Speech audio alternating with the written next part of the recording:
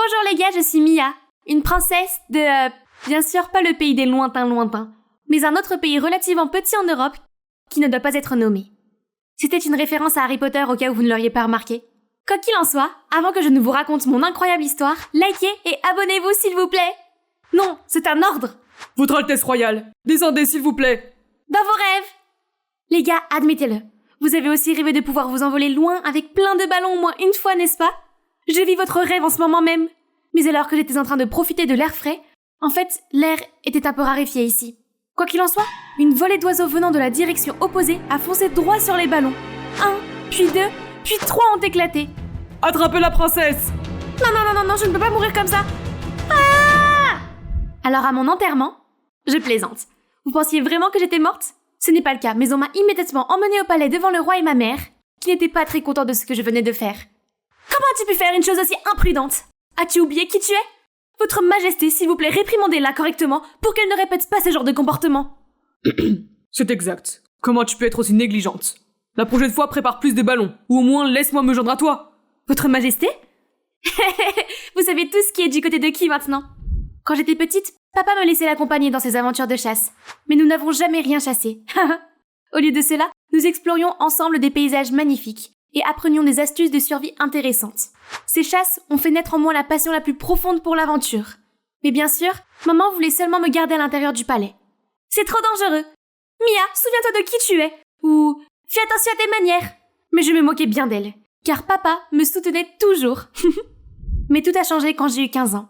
Mon père a eu une attaque et est tombé dans le coma. Maman est montée sur le trône et ma vie est officiellement devenue un enfer sur terre. Je ne vous en dirai même pas plus. Je n'avais plus le droit de rire aux éclats, de trop manger ou même de quitter le palais. Elle était tellement paranoïaque qu'elle a même insisté pour que j'aie un garde du corps. Un jour, j'étais en train de lire un livre quand le monstre endormi est venu me rendre visite. Alors j'ai demandé à mon garde du corps de jouer à mon jeu préféré avec moi. À tour de rôle, nous allons nommer des mots commençant par la lettre F. Celui qui perdra devra faire le tour du palais en équilibre sur les mains. Je commence. Fondre. Après quelques tours, nous avons commencé à manquer de mots commençant par F. J'ai un mot, mais je ne peux pas le dire. Oh allez, dis-le ou je te fais virer. Fesse.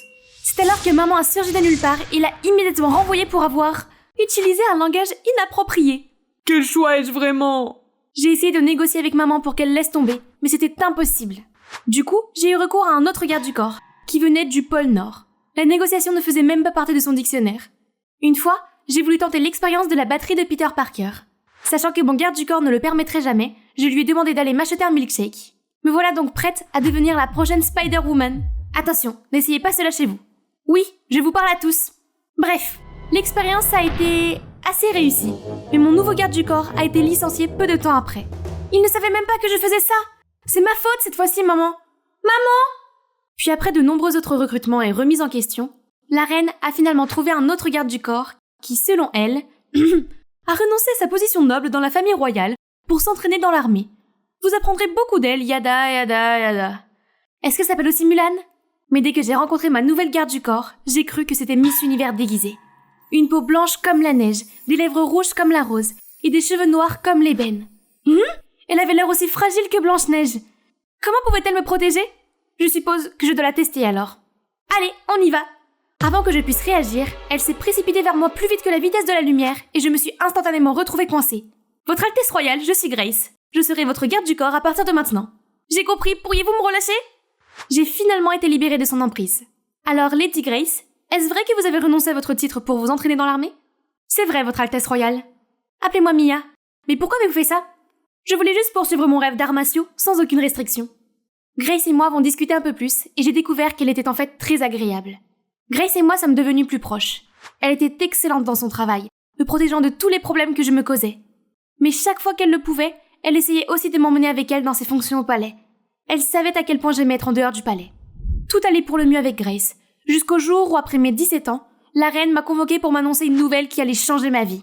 Selon le code royal, dès que la princesse aura 17 ans, sa cérémonie de fiançailles aura lieu. Quoi? Des fiançailles? Il est hors de question que je me marie à l'âge de 17 ans, ni à 18 ans. Est-ce que je devrais au moins connaître le nom du malchanceux? C'est à ce moment-là qu'un homme est intervenu. Ravi de vous rencontrer à nouveau, princesse. Liam, le duc d'un pays voisin. Je l'ai déjà rencontré lors de fêtes royales. Mon Dieu, il sentait comme s'il venait de s'imbiber de 1001 bouteilles de Dior sauvage. Regardez la façon dont il se caressait les cheveux ou appliquait du rouge à lèvres. Mon estomac était littéralement en grève en voyant tout cela. Non, je n'épouserai personne. Si vous insistez, je ferai une grève de la faim. Seulement, je ne savais pas que les grèves de la faim nécessitaient une grande force mentale, que je n'ai pas. Après avoir sauté le déjeuner, j'ai failli m'évanouir. Heureusement, Grace m'a apporté de la nourriture en cachette. Merci, merci. Il n'est pas question que je saute mon milkshake au chocolat non plus. Je comprends ce que vous voulez dire, Votre Altesse. C'est à cause de ce stupide Liam. Tu as vu comment il s'est comporté? Il ressemblait à un âne. En fait, j'ai suivi des cours de royauté avec le duc avant de renoncer à la royauté. Ah oui? Je parie qu'il a échoué à tous les cours. Il n'y avait pas de grâce dans cet homme. Non, il était en fait très intelligent, et il se souciait beaucoup des autres. Vous savez, beaucoup de filles mouraient d'envie de sortir avec lui. Alors peut-être devriez-vous lui laisser un peu de temps, Votre Altesse. D'accord, tant que tu me donnes mon milkshake au chocolat. Il semble que la grève de la faim ait fonctionné, puisque le lendemain, la reine est venue dans ma chambre, l'air inquiet. Mia, tu n'as vraiment pas mangé? Oui, maman, je ne peux pas me marier. C'est à ce moment-là que Marcus, le secrétaire privé de maman, est entré, interrompant ma merveilleuse comédie. Votre Majesté, s'il vous plaît, pensez à rejoindre le programme caritatif dans le village du Sud. J'ai dit que je n'irai pas. Mais j'ai bien peur que depuis que le roi est devenu inconscient, la réputation royale ne soit plus aussi bonne qu'avant. La présence d'un membre de la famille royale serait bénéfique. Un programme caritatif dans un village du Sud? C'est mon ticket pour la liberté. Si j'y vais, je pourrai au moins retarder ce stupide mariage. De plus, je pourrai explorer le village. Votre Majesté, pourriez-vous m'autoriser à participer au programme au nom de la famille royale? C'est trop risqué. En fait, la présence de la princesse aiderait aussi à promouvoir son image, étant donné qu'elle est la prochaine à accéder au trône. Mais, maman, c'est la seule façon de remonter mon moral de mourante. D'accord.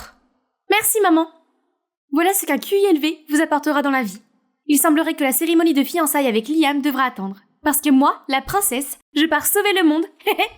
Mais l'homme propose, Dieu dispose. Quand je suis arrivée, tout était vraiment programmé. Tout le monde était habillé, tenait des bouquets de fleurs et se tenait des deux côtés de la route pour m'accueillir. Dès qu'ils m'ont vu, ils se sont tous mis à applaudir. Je n'ai même pas fait quelque chose de louable. Oh attendez, dois-je sourire ou dois-je grimacer? Combien de dents faut-il dévoiler? Oups, j'ai oublié de me regarder dans le miroir ce matin. Y a-t-il du rouge à lèvres ou des légumes collés sur mes dents? Soudain, j'ai remarqué un garçon avec un bouquet de roses rouges foncées, qui me regardait curieusement. C'est pour moi? Merci beaucoup. Non? Haha, je suppose qu'ils sont pour ta mère alors. Je lui ai donné une tape sur la tête pour mettre fin à tous ces bêtisiers. En continuant à marcher, j'ai vu un homme bien coiffé portant un chapeau devant moi. Les habitants ont-ils préparé un spectacle de moonwalk pour me souhaiter la bienvenue? C'est tellement intentionné! Mais alors que je m'approchais de lui, il a tendu la main pour m'arrêter et a soulevé son chapeau, dévoilant un sourire mielleux. Attendez une seconde. Je crois que j'avais déjà vu ce sourire ailleurs. Buongiorno, principessa. Nous nous rencontrons à nouveau. Liam? Pourquoi es-tu ici? Je ne sais pas si tu l'as déjà entendu, mais il y a un proverbe chinois qui dit « Si la destinée est là, même un millier de kilomètres ne peuvent pas nous séparer. » Ah! J'ai fait tout ce chemin et je n'arrive toujours pas à échapper à ce type. Je suis sûre que maman est derrière tout ça. Ah! Alors, tu dois aussi connaître l'autre proverbe chinois. Mais si le destin ne le veut pas, nous ne nous rencontrerons pas, même si nous sommes face à face. Même après que j'ai littéralement épelé « Je ne souhaite pas voir ton visage » comme ça, il n'a toujours pas cédé et a continué à agir de façon ridicule. Il s'est même amusé avec Grace, la mettant dans l'embarras. Juste ignore-le. Je pensais qu'en venant ici, je serais libre de me promener, d'explorer les environs et de rencontrer de nouvelles personnes. Mais sans l'accord de la reine, votre Altesse n'est pas autorisée à sortir. Ensuite, pour la nourriture, on nous a servi toutes sortes de cuisines exquises. Alors, on fait de la charité ou on est en vacances? Oui, c'est ça. Comment pouvons-nous finir toute cette nourriture à nous deux? Tu devrais te joindre à nous aussi. C'est vrai, tout le monde, venez nous rejoindre. Nous ne pouvons pas, votre Altesse. Bon, soit vous vous asseyez tous, soit je vous fais renvoyer. C'est ça, le pouvoir d'être une princesse. Il s'est avéré que la vie ici n'était pas différente de celle du palais. Je devais participer à des tas de tâches caritatives qui n'avaient rien à voir avec la charité. Pire encore, je ne pouvais même plus profiter de mon privilège de faire la sieste. Debout, princesse! Le programme d'aujourd'hui commence par un petit déjeuner à 7h en compagnie du duc, suivi d'une interview avec les journalistes à 8h. À 10h30, votre Altesse et le duc remettront des cadeaux aux résidents du pavillon et prendront des photos avec le président et la première dame de France. Puis à 11h30, d'accord, laisse-moi au moins aller taper dans le fromage d'abord. Non, princesse, nous n'avons pas de fromage pour le petit déjeuner d'aujourd'hui. Si je ne me trompe pas, le menu du petit déjeuner comprend... Non, Grace, je veux dire que je dois aller faire du pain. Je dois aller à la salle de bain au plus vite. Le petit déjeuner a été gâché à cause de Liam.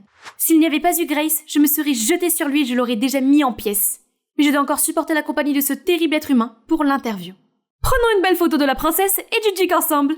Je regarde l'appareil photo avec colère tandis que Liam sourit bêtement. Ah, voulez juste de belles photos de moi et Liam? J'ai immédiatement posé dans 101 positions différentes. Les visages de tout le monde sont passés de surpris à confus et sans voix. Princesse? Mon coup de projecteur a été éclipsé par Liam, qui s'est mis à ramper sur le sol et à poser comme un mannequin Zara. Hé, qu'est-ce que tu attends? Prends autant de photos que tu veux. A-t-il vraiment été aussi loin? Après une journée entière à prendre des photos et des interviews, à être jolie et à respirer, j'étais épuisée. Mais je dois quand même assister à ce dîner avec le président et la première dame de France. J'essaye de suivre les conversations, mais bientôt, les rires et les bavardages autour de moi s'estompent peu à peu. Puis je me suis soudain vue me transformer en lapin, courant librement dans le champ de carottes avec mon ami la tortue. Alors que je me retournais pour le chercher, un fermier est soudain apparu et m'a soulevée. Ah!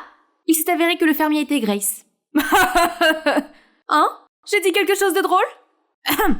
Au moment où je fixais Liam, il est soudain devenu sérieux. Je vous prie de m'excuser. J'ai souffert d'une maladie appelée la falotte depuis mon plus jeune âge. Qu'est-ce que le lafalote? Je n'en ai jamais entendu parler. Oh, seulement 0,01% de la population en souffre. Ce n'est donc pas courant. Les personnes avec le lafalote ne contrôlent pas les muscles de leur bouche et de leur mâchoire, et ne savent pas qu'en rire. Oh, je comprends. Je suis vraiment désolée. Vous êtes encore si jeune. J'ai essayé tant bien que mal de retenir mon rire. Comment la première dame n'a-t-elle pas compris que Liam ne faisait que se moquer d'elle? Cela fait quelques jours, et je n'ai fait que manger, dormir et prendre des photos. J'en ai assez. Un matin, j'ai appelé Grace. Ces 2 derniers jours ont été épuisants, et je ne me sens pas bien. Je vais me reposer aujourd'hui. Que personne ne me dérange. Je comprends, Votre Altesse. J'aurais dû le faire plus tôt. La porte d'entrée était lourdement gardée. J'ai donc dû me faufiler par l'arrière-cour. Mais pourquoi ce mur était-il si haut? J'étais sur le point d'escalader le mur quand j'ai soudain entendu un bruissement en contrebas. Hein? Un trou de chien? Je suis déjà trop enfoncée. Je ne peux pas revenir en arrière. J'ai essayé de me faufiler, mais j'ai peut-être un peu trop mangé au petit déjeuner. Allez, tu peux le faire! Ouf! Enfin! J'ai pris une grande inspiration. C'est donc ça l'odeur de la liberté. J'ai suivi la route et j'ai vu un village au loin. J'ai sauté avec enthousiasme dans sa direction, mais j'ai soudain marché sur quelque chose qui, je l'espère, n'était pas fait par l'homme. En fait, ce n'était pas fait par l'homme, mais fait par les chevaux. Alors que je réfléchissais à ce que je devais faire, quelqu'un est passé. Il était grand et beau, comme un personnage masculin tout droit sorti d'un manga japonais. Mais pourquoi faut-il que ce soit dans cette situation embarrassante? J'étais encore en train de réfléchir à ce que je devais faire, quand quelqu'un est passé. Il était grand et beau, comme un personnage masculin tout droit sorti d'un manga japonais. Mais pourquoi faut-il que ce soit dans cette situation embarrassante? Après ce qui m'a semblé être une éternité de bombastic side-eye, il s'est finalement approché de moi, a ouvert son sac et en a sorti une vieille paire de chaussures. Je rêvais qu'il m'aiderait à les mettre, comme dans les films, quand il a froidement jeté les chaussures à côté de moi. Ça devrait aller. Puis il est parti. Hé, toi, tu peux au moins m'aider à sortir de... ça? Le gars soupire et se retourne pour m'aider. Tu sais au moins qui je suis? Bien sûr, je le sais. Votre Altesse. Qu'est-ce que c'est que cette attitude? La famille royale ne s'est jamais souciée de visiter ce pauvre village. Pourquoi Votre Altesse se donne-t-elle la peine de venir ici? C'est vrai? Si c'est le cas, j'aimerais que tu me fasses visiter les lieux pour que je sache comment se porte mon peuple, monsieur étranger. Le type semble surpris par ma demande, mais il affiche alors un sourire des plus doux. Je m'appelle Will. Et bien sûr, je peux vous faire visiter. Sacrée Vierge Marie. Si son regard critique suffit à vous faire douter de votre valeur, son sourire peut vous donner l'impression d'être la fille la plus chanceuse du monde. Mais avant de pouvoir vous promener, vous devez d'abord vous fondre dans la masse. Ici, les gens n'aiment pas vraiment les membres de la famille royale. Puis il m'a donné de vieux vêtements tirés de son sac. Vous pouvez entrer là-dedans. Quoi? Est-ce que j'ai l'air d'être à ma place là-dedans? Personne ne vous jugera, sauf quelques poulets peut-être. Hé, je peux te décapiter en 1 seconde. Je plaisante, vous êtes en sécurité là-dedans. C'était vraiment le milieu du champ de maïs, alors j'ai dû entrer et me changer rapidement. Ce Will n'a pas intérêt à s'amuser. Et il ne l'a pas fait. Il m'a fait visiter les lieux et m'a parlé de la vie des villageois. J'ai été choquée de voir les maisons en si mauvais état. Je ne vois que des femmes et des enfants ici. Où sont tous les hommes? Les jeunes, surtout les hommes, sont tous partis pour trouver du travail. Les conditions de vie ici sont difficiles. Je vois. Mais alors, qui s'occupe des enfants et des personnes âgées? Nous sommes une grande famille, alors tout le monde compte sur les autres pour s'en sortir. Et tu es le seul homme dans le coin? En fait, j'allais partir moi aussi, mais je n'ai pas eu le courage de le faire. Alors j'ai décidé de rester ici pour m'occuper de tout le monde. J'ai été choquée d'apprendre tout cela. Pendant tout ce temps, alors que j'étais à l'abri dans mon château fermé, assistant à des événements inutiles au pavillon au nom de la charité, les gens ici avaient des difficultés. Et ce type, Will, a fait plus pour les autres que je ne l'ai jamais fait. J'avais tort à son sujet. À ce moment-là, une voix perçante est venue secouer la terre sous mes pieds. Votre Altesse! Qu'est-ce que vous croyez faire? Oh mon Dieu, de quel genre de chiffon êtes-vous vêtu? Essayes-tu de lui faire du mal à la princesse? Garde! Retenez-le! Non, Grace, je vais bien, regardez! Les gardes lâchent enfin Will. Vous ne pouvez pas rester ici, princesse. Vous devez retourner au pavillon avant que les mots ne sortent. La prochaine chose que je savais, c'est que j'étais escortée. Merci, je te rendrai les chaussures. Mince, Grace est toujours une rabat-joie. Dès que nous sommes rentrés au pavillon, Grace s'est transformée en machine à parler, n'arrêtant pas de dire à quel point c'était dangereux, à quel point j'étais imprudente. Mais vous savez, l'une de mes plus grandes forces est l'écoute sélective. Alors je prends ce qu'elle a dit avec une cuillère de sel, je veux dire un grain de sel. Tout ce que je viens de vous dire rentre par une oreille et sort par l'autre, n'est-ce pas? Oui, tu l'as bien compris. Quoi qu'il en soit, j'ai eu cette idée en me promenant dans le village. Je veux aider à améliorer la vie des gens là-bas. Quoi d'autre, princesse? Je suis sérieuse. J'ai enfin trouvé le but de ma vie en tant que princesse après toutes ces années. Ne vous mettez pas dans le pétrin, c'est tout ce que je demande. C'est fait. Ce soir-là, je me suis creusé la tête pour trouver comment je pourrais aider les villageois. Ah ah! J'ai vu leur donner les plus belles choses du monde, comme la fée marraine a aidé Cendrillon. Le lendemain, j'ai ordonné à mes serviteurs d'emballer des boîtes de cadeaux pour les remettre à Will et aux autres villageois. Si tu peux avoir quelque chose de la famille royale, que veux-tu? Je suis désolée, princesse, je ne sais pas ce que j'ai fait de mal. S'il vous plaît, ne me renvoyez pas. Calme-toi, tu n'es pas renvoyée. Réponds juste à mes questions. Je ne sais pas. Peut-être que des vêtements chers en cachemire ou en soie de mûrier seraient bien. D'accord, emballe toutes les robes royales alors. En soie de myrtille, bien sûr. Princesse, c'est du mûrier. Oui, voilà, qu'est-ce qu'il y a d'autre? Ah, prends tous mes diadèmes aussi. Mais ce sont vos diadèmes, princesse. Non, je ne les porte jamais de toute façon. Oh, n'oubliez pas non plus la vaisselle royale et les services à thé. Je veux que mon peuple ait une expérience gastronomique des plus agréables. Après avoir fait envoyer les cadeaux, j'ai donné l'ordre de construire une maison de thé dans le village, où les gens pourraient lire et prendre une tasse de thé ensemble. Ah, c'est tellement agréable de pouvoir enfin faire de la vraie charité. Dans les jours qui ont suivi, j'ai dû reprendre mes tâches caritatives au pavillon, notamment en aidant à la lessive. Mais bien sûr, ce n'était que pour les photos. Comme je me sentais épuisée, j'ai décidé d'aller me faire masser avec Liam et Grace. Mais qui aurait cru que cela me chatouillerait autant? C'est comme un millier de plumes qui me picotent la plante des pieds. Votre Altesse, vous allez bien? On dirait que vous êtes en train de mourir là-bas. Aidez-moi. Aidez-moi. Bizarrement, après le désastre du massage, c'est comme si un déclic s'était produit entre nous trois. Nous traînions ensemble et notre activité préférée consistait à parler de la famille royale. Enfin, pas littéralement. La reine ne doit pas être au courant. Non, c'est bon. La reine joue toujours les durs et les stricts. Mais savez-vous qu'elle a peur du micro-ondes? Votre Altesse. J'ai aussi entendu d'autres rumeurs dans la rue. Un membre de la famille royale a volé un foulard à une femme et ne l'a jamais rendu parce qu'elle l'aimait tellement. Oh, j'ai parié que c'est la princesse Aurore. Elle est folle de mode et de toutes ces choses. Mais on ne s'entend jamais. Alors qu'une servante posait une cuillère à côté de moi, le majordome s'est soudain emporté. C'est la cuillère à dessert. Et ça, c'est la cuillère à café. Comment peux-tu ne pas le savoir?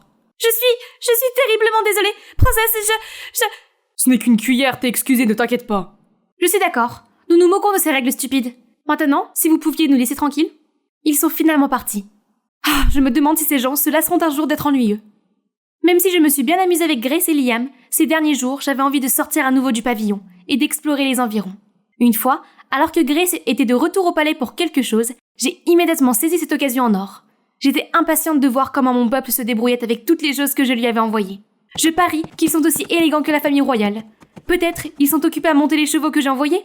En fait, ils sont peut-être même en train de prendre le thé. J'ai hâte de me joindre à eux. Mais quand j'y suis arrivée, le village était le même. Et c'est avec l'orbe de la souveraine qu'ils jouent? Non, ce n'est pas un jouet. Et tu le sais à l'envers. Je me suis retournée pour voir au bord de la rivière les femmes qui tapaient sur leurs vêtements avec les clubs de golf en or du défunt roi. Alors que je me dirigeais vers elles, j'ai aperçu la maison de thé pleine de cochons, de chevaux et de poulets à l'intérieur. Ont-ils vraiment transformé mon élégant salon de thé en étable? Je suppose que les animaux s'amusent à prendre le thé là-dedans. À ce moment-là, des femmes qui passaient par là me remarquent. Est-ce que c'est la princesse? Je ne peux pas croire qu'elle ait encore l'audace de se montrer ici. Je pensais qu'elle était différente, mais elle était comme le reste de la famille royale. Une bande de snobs ignorants et inutiles. Ils ne savent même pas ce dont nous avons besoin. À quoi servent tous ces luxes alors que nous ne pouvons même pas nous offrir les produits de base? J'ai eu l'impression que la réalité m'avait frappé au visage pour la première fois de ma vie. Il s'est avéré que je ne les aidais pas du tout. À ce moment-là, j'ai vu Will tout près de moi. Mais en me voyant, il a soupiré et s'est détourné pour partir. Crois-moi, tout ce que je voulais c'était aider. Mais je ne sais pas comment. Vous devriez retourner dans votre pavillon, princesse. Non, laisse-moi vivre ici avec tout le monde pour comprendre ce que mon peuple traverse. Ce n'est pas possible. Vous avez grandi dans l'abondance, et vous ne tiendrez pas un jour ici. C'est pour ça que je vais apprendre pour être utile et donner à chacun ce dont il a besoin. S'il te plaît, aide-moi, Will. Il semblait encore hésitant. Traite-moi comme tout le monde ici. Je promets de faire de mon mieux. Will a semblé surpris par ma détermination, et a accepté de me donner une chance. J'étais aux anges et prête à me lancer dans une nouvelle aventure, mais lorsque je suis retournée au pavillon pour préparer mes affaires, on m'a informé que le programme de charité était terminé et que nous devions tous retourner au palais le lendemain. Je devais aller chercher Liam. Le voyant lire dans le jardin, je lui ai dit que j'avais une urgence à régler ici et lui ai demandé s'il pouvait me couvrir. J'étais prête à me mettre à genoux s'il le fallait quand... Bien sûr, faites ce que vous avez à faire. Mais vous n'êtes pas fâché? Je sais que j'étais censée passer du temps avec vous, comme la reine le voulait, pour le mariage et tout ça. Je vous couvre, ma belle. En disant ça, il s'est mis au téléphone avec ma mère. Votre Majesté, la princesse et moi apprécions beaucoup le temps que nous passons ensemble, et souhaitons être autorisés à prolonger notre séjour ici. Et bien sûr, la reine était plus qu'heureuse d'accepter. Mais je savais qu'il y avait encore un obstacle à surmonter. Grace. Quand je lui ai dit que j'avais besoin de vivre en dehors pour un moment, elle s'est immédiatement opposée à l'idée. Je suis sérieuse, Grace. Je sais que tu t'inquiètes pour moi, mais je suis la princesse. Je suis censée aider les gens que je gouverne. Mais je n'ai pas réussi à le faire jusqu'à présent. Je suis en train de profiter de mes privilèges grâce au dur labeur de mon peuple. Quel genre de princesse suis-je? De plus, Liam et moi n'avons pas de sentiments l'un pour l'autre. Grace, tu dois m'aider. Après de longues heures d'argumentation, Grace a finalement cédé. J'étais tellement ravie que j'ai sauté sur elle pour la serrer dans mes bras. Seulement, la vie au village était un peu différente de celle du palais. Ici, les gens cultivent leur propre nourriture. La nourriture ne vient-elle pas du magasin? Non, nous n'avons pas de magasin ici. Tout vient du sol. Même mon milkshake au chocolat avec 2 pompes de mocha? Oui, même ton milkshake au chocolat avec 2 pompes de mocha. En fait, je parie que c'est encore meilleur. Je t'en préparerai un plus tard. À ce moment-là, j'ai vu Madame Estelle s'efforcer d'arracher les carottes, alors je suis venue l'aider. Ne vous inquiétez pas, je m'en occupe. Mais... qui aurait cru que la carotte s'accrochait au sol? J'étais sur le point d'abandonner quand elle s'est soudainement détachée du sol et a fini par voler au-dessus de ma tête, frappant Will. Vous feriez mieux d'aller nourrir le poulet. Mais quand je me suis approchée de la poule, j'ai vu un œuf sur le sol et je l'ai ramassé. La poule s'est soudain retournée pour me regarder, comme si elle avait repéré son ennemi juré. Il ne restait plus qu'à courir. Ce n'est que lorsque Will est arrivé et a sauvé la situation que toutes les poules se sont calmées. Tu sembles en savoir beaucoup sur la vie ici. Bien sûr, je vis ici depuis ma naissance. Mais je ne sais pas vraiment qui sont mes parents. Où sont tes parents? En fait, je suis un orphelin, élevé par les gens d'ici. Ils n'ont pas grand-chose, mais ils m'élèvent de tout leur cœur. C'est pourquoi je veux rester ici et m'occuper d'eux maintenant qu'ils vieillissent. J'ai été touchée par son histoire et j'ai réalisé à quel point les gens pouvaient être gentils les uns envers les autres, envers et contre tout. Allons réparer les toits, la tempête arrive. Y a-t-il quelque chose que tu ne peux pas faire, monsieur je sais tout? Eh bien, en fait, oui. Je vis ici depuis si longtemps que je ne sais pas comment impressionner une fille. De qui te moques-tu? Je parie que les filles meurent d'envie de t'arracher à tes pieds. Et vous? Pendant une seconde, je me suis perdue dans la brume rêveuse de ses yeux. Non, non, Mia. Tu es ici pour aider les autres, pas pour faire l'imbécile. Allez, on va réparer les toits. Plus tard, Will m'a emmenée dans le jardin et m'a montré la méthode traditionnelle pour faire du chocolat. Et comme ça, on continue à broyer jusqu'à ce que ça devienne une pâte épaisse. J'ai pu l'essayer avec Will qui me tenait la main. Nous étions si proches l'un de l'autre que je pouvais entendre mon cœur battre contre ma poitrine. Est-ce que c'est ça, l'excitation dont on parle dans les contes de fées? Lorsque nous avons terminé, Will a préparé du chocolat chaud et m'en a donné un. Lorsque j'en ai bu une gorgée, un goût riche de noix et de terre m'a instantanément réchauffé. Will avait raison. Ce chocolat est meilleur que tous les Starbucks que j'ai connus. Les jours suivants ont été les plus amusants de toute ma vie. J'avais encore du mal à surmonter les difficultés, mais Will était toujours à mes côtés. Et les gens d'ici, une fois que j'ai appris à mieux les connaître, ont commencé à s'intéresser à moi aussi. Chaque vendredi, tout le village se réunissait autour d'un feu de camp pour se raconter les contes les plus anciens. Assez avec le rossignol. Je veux savoir quand nous entendrons la fin heureuse de l'histoire de Mia et Will. Nous savons tous que la fin heureuse est déjà claire comme le jour. Mes joues se sont réchauffées sous l'effet des plaisanteries.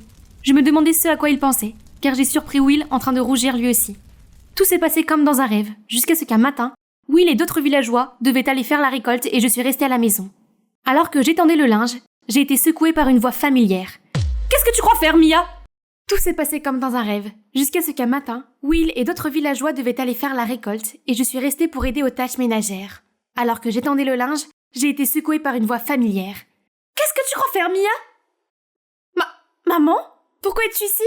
C'est moi qui devrais poser cette question. Garde, emmenez la princesse, maintenant !» Les deux gardes ont immédiatement suivi les ordres de maman, ont chacun pris un côté de mes bras et m'ont emmenée. On joue à Interpol et Wanted ou quoi ? Lâchez-moi, je peux marcher toute seule.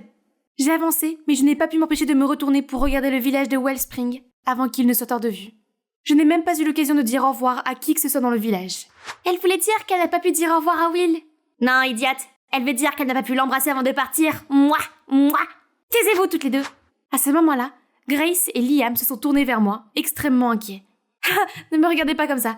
Je parlais juste à la lune. Tu sais, je voulais dire à moi-même. » La reine m'a interrompue. « Ne penses-tu pas que je mérite une explication pour ton acte d'ignorance, Mia ?» Avant que je puisse dire quoi que ce soit, Liam a pris ma défense. « Votre Majesté, ne soyez pas en colère contre la princesse. Je suis aussi fautif. »« Je ne vous ai rien demandé. » Je me suis sentie à la fois reconnaissante et désolée pour Liam. Il m'avait aidé à couvrir mes sorties, et pourtant, il avait été entraîné dans tout ce désordre. Maman, comment peux-tu appeler ça un programme de charité alors que tout ce que tu fais, c'est t'habiller, organiser des fêtes somptueuses et prendre des photos? J'essayais juste d'aider mon peuple, une aide réelle. Alors si quelqu'un a agi par ignorance, ce n'est pas moi. Votre Altesse royale, la princesse ne voulait pas dire cela. Elle voulait dire « Tu oses même parler au nom de la princesse? Parle pour toi-même. Je t'ai confié la sécurité de la princesse et tu as osé aller à l'encontre de mes ordres et la laisser sortir. Tu es renvoyée, Grace. » Non, tu ne peux pas faire ça. Grace n'a rien à voir avec ça, c'était moi. Ça suffit, Mia. Il est temps que tu grandisses et que tu apprennes à être une vraie princesse. J'ai décidé d'avancer la cérémonie de tes fiançailles avec le duc. Dans la semaine qui suit, tu as intérêt à me tenir. Quoi? Pas question, maman. J'ai eu beau essayer de la rappeler, elle ne s'est pas retournée. Tu ne vas pas faire quelque chose? Toi et moi devons arrêter ce stupide mariage. Je ne sais pas. Qu'est-ce que tu veux dire par « tu ne sais pas » Nous n'avons pas des sentiments l'un pour l'autre? Mia, nous savons tous les deux que nous ne pouvons pas aller à l'encontre des règles royales. En plus, je n'allais pas dire ça, mais l'affection peut se construire avec le temps. Oui, tu as raison. Tu n'aurais pas dû dire ça. Puis je suis partie en trombe. Quand je suis passée devant Grace, son visage figé et ses yeux larmoyants m'ont fait encore plus mal. Les jours suivants, les gardes me suivaient 24 heures sur 24. Tu vas entrer avec moi ou quoi? Je suis désolé, Votre Altesse. Je vais attendre dehors. Une autre fois, m'ennuyant beaucoup, je me suis promenée dans le palais. Pourquoi me suivez-vous par derrière comme ça? Suis-je votre prisonnière? Pardonnez-moi, Votre Altesse. Puis il a marché rapidement devant moi, ouvrant la voie. Comment est-ce que tu marchais devant moi? Es-tu le roi? Je suis désolé. Alors il a ralenti et a marché côte à côte avec moi. Hé, tu n'es pas mon ami pour marcher à côté de moi comme ça. Votre Altesse royale, je n'ai pas le droit de marcher derrière vous, devant vous ou à côté de vous. S'il vous plaît, dites-moi où je dois me trouver. Ah! Il ne veut pas se débrouiller tout seul. Je suis partie, le laissant se lamenter derrière moi. Quelle honte! Votre Altesse! Bien sûr, cette fois-ci, je savais qu'il n'y avait aucun moyen de s'échapper du palais. N'ayant personne ni aucun endroit vers qui me tourner, je ne pouvais que chercher mon père. Chaque jour, je me rendais dans sa chambre, lui parlais ou lui lisais un livre. Tous les bons souvenirs de nous deux, voyageant et s'amusant ensemble, m'ont manqué. C'était pendant Halloween, quand j'avais 10 ans. Papa et moi nous sommes déguisés en Anna et Elsa, sans le dire à personne, et nous sommes allés à la maison de quelqu'un. Des bonbons ou un sort? Roi Daniel? Non, mauvaise maison, désolé. Il s'est avéré que l'homme était un journaliste, et qu'il a immédiatement reconnu papa. Mon Dieu, c'était tellement hilarant que j'ai cru que je me pissais dessus en courant. Mais cette époque heureuse et insouciante est révolue depuis longtemps. Même si je savais que papa dormait profondément, je lui ai quand même raconté tout ce qui s'était passé. De l'attitude autoritaire et stricte de maman, à mes aventures extraordinaires avec Will au village, et que j'allais me marier avec quelqu'un pour qui je n'ai aucun sentiment. Tu me manques tellement. S'il te plaît, réveille-toi et mets fin à tout cela. Je ne peux même plus parler à maman. Puis je me suis retrouvée à sangloter à côté de papa. Les jours suivants, je n'ai pas pu m'empêcher de penser à Will et aux villageois. Sait-il que je vais me marier? C'est alors que j'ai entendu des servantes bavarder. Tu as entendu parler du fou qui essaie de s'introduire dans le palais? Oui, il a essayé de se déguiser en fournisseur de nourriture, puis en chauffeur de camion à ordures. Il a même pris le risque de se cacher dans le vivier juste pour entrer dans les murs. J'ai soudain senti un coup dans ma poitrine. À quoi ressemblait-il? Connaissez-vous son nom? Je ne connais pas son nom, Votre Altesse. Il est assez grand et a les cheveux noirs. Ce doit être Will. Je me demande s'il va bien. Un soir, j'étais avec papa et je lisais pour lui comme d'habitude. J'ai dû m'assoupir et on m'a ramené dans ma chambre, car je me suis réveillée dans mon lit en entendant toutes les altercations bruyantes qui se déroulaient en bas. Je suis sortie sur le balcon pour voir ce qui se passait, et je n'en ai pas cru mes yeux. Il était là, emmené par les gardes royaux. Qu'est-ce qu'il fait ici? Je suis immédiatement allée chercher la reine. Qu'est-ce qui se passe, maman? Pourquoi les gardes emmènent-ils Will? Il a un sacré culot de s'introduire dans le palais pour demander à rencontrer la princesse. S'il te plaît, laisse-le partir, maman. Tu ne crois pas qu'il a besoin d'une leçon? S'il ne part pas d'ici sain et sauf, tu ne m'auras pas pour le mariage avec Liam demain. Tu me menaces? Comment oses-tu? Il n'y a rien que je ne puisse faire. En disant cela, je suis partie. Je ne suis jamais allée aussi loin, mais c'était la seule façon de protéger Will. Je suis retournée dans ma chambre où tout était redevenu calme.